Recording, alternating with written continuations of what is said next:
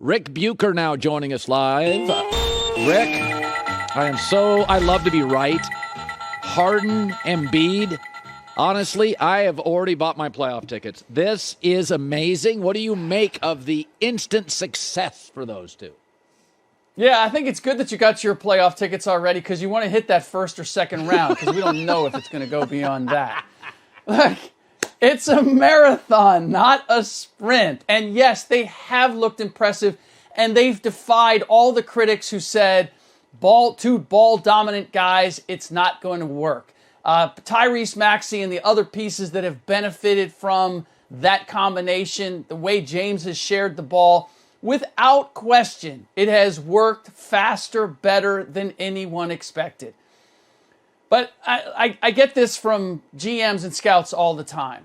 Don't tell me when things are going well. Tell me how a team responds when things get a little sticky, when they get a little tough. That's what I need to know. And we got James taking a night off already. Yes, it's a back-to-back. Yes, he's coming off of a hamstring injury that happened to get him out of Brooklyn. But the reality is that there are no days off when you get to the playoffs. Yeah. And it is a grind. And they're going to have to demonstrate that they're able to match that grind at both ends of the floor. So, Look, I will stand corrected. It's better than I thought it was going to be initially. But it's not enough for me to convince that the long-term chemistry of the Milwaukee Bucks and the Miami Heat and teams that have been through the fire collectively, that the Philadelphia 76ers are ready to knock them off. Well, I can't wait for it. I think the East is going to be, it's very rare, but I think the East is going to be far more entertaining than the Western Conference playoffs. I cannot wait to watch these matchups. Now, so on Saturday night, I sat and watched about an hour and a half of Lakers-Warriors. And, we all know Golden State's got a size issue. They're not big. Draymond's hurt. But I love Klay Thompson. You love Klay Thompson. It's not there. It's not there, right?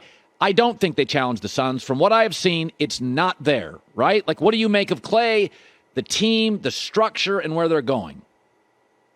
I do believe that they should be a better playoff team than regular season team if they have all hands on deck. But this has always been my position with the Warriors, with everybody expecting, hey, once Klay is back and Draymond, we get the band back together, then they're going to pick up right where they left off. I never expected that to happen because they're not right where they left off. All of these guys, every single one of their key players has suffered a significant injury. Yeah. They're not the same physically. So that experience and that chemistry in the postseason, if you have everybody there and they can go 100%, then they still have a chance to recapture that old magic. But short of that, you're relying on guys that are completely unproven when it comes to the postseason. Most notably, Andrew Wiggins and Jordan Poole. And there's no guarantee. Just because they're great in the regular season doesn't mean they can make the step up that Klay, Dre, and Steph did. So that's where the jury is out for me. And I asked Steve Kerr this right before the trade deadline. I asked him about the size question, knowing that even if James Wiseman came back, it's a guy who's barely played. You don't know what you're going to get out of him. And you're basically running with Kevon Looney at the center. And I'd had scouts say to me, I'm not sure that you can win a championship with Kevon Looney as your only big man. You can't, probably. And I tend to agree with that based on what we've seen. Yeah. So the Westbrook situation, when he came here, I've never been a Westbrook guy, so we all know that. That's pretty obvious. But I did say in this trade, I said, listen, AD's always hurt. LeBron's getting older. He's going to give you 34 minutes and 24 points. I'm okay with it. I'm not going to trust him in the postseason. Well, now his production is 34 minutes, 18 points. At the end of that game Saturday night, his turnovers were bizarre. They were so bad. Now there's a story. It's irreconcilable. It's over. Is it worse than you thought? Now, there's another story that Vogel is actually one of the last defenders of Westbrook. Everybody else wants to bench him. Did you ever think it would get this bad, this toxic, this quickly? No. I never thought it was going to be this bad. And I didn't expect it to work out in the playoffs because of what we've seen with Russell in the postseason. I did think he could be the engine that drove them during the regular season. Yeah, that's what I thought. They would be a tough matchup. Yeah. with Melo, Russ, AD, LeBron, like on a nightly basis, you could have somebody different stepping up and they'd find a way to overcome that age difference. But what we've seen is, and this is in part because LeBron James has become a scorer. And so Russell Westbrook has to be more of a playmaker. And I will give him this. One, he's still trying to play hard. He's still giving you the same kind of energy, at least offensively pushing it. He hasn't been giving it at the defensive end for quite some time. Neither has LeBron. So neither has Melo. So there's that. But you're asking him to be a playmaker for all of these pieces and play at a pace and to set up all these different guys. And that's just not what he's tried to be it. He can't be that at an efficient level. And I've said this too. Everybody's looking at it going, what happened to Russell Westbrook? You just weren't paying attention. Like, he's not significantly different than he was in Washington or in Houston. Yeah, you're right. He just didn't have the spotlight on him every minute of every game with the expectations that come with being the LA Lakers playing next to LeBron James. Good stuff. All right, Ric Bucher, Fox Sports, NBA analyst, my friend, on a Monday. Great seeing you again. Ramps up. Right now the NBA season gets very interesting. Good seeing you, bud. You got it, Colin. The Eastern Conference playoffs are going to be great. You got Philadelphia's now a real team. Get Brooklyn out of here. They don't matter. Boston's playing great. Miami's a top seed, but nobody trusts them. I don't. Chicago's going to be fun. It's good when Chicago's good, right? Big city, good brand, the fans, the home games.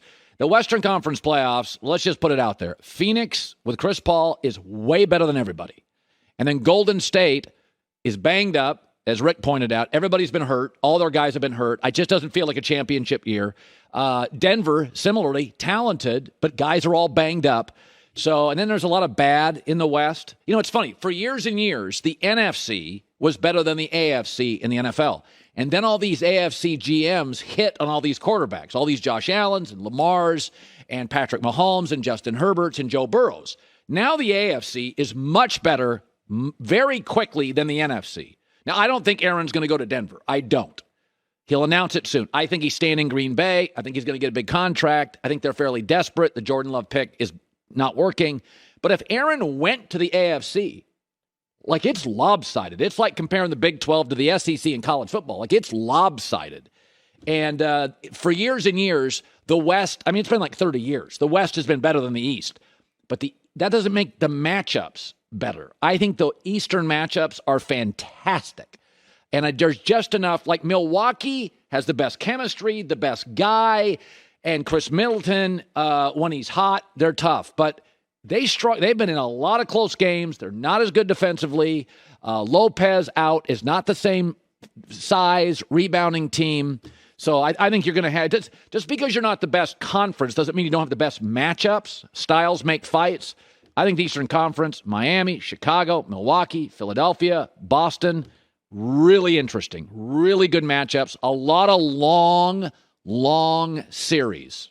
I think we're going to get down to Milwaukee, Philadelphia, 6-7 games, and probably Milwaukee's depth.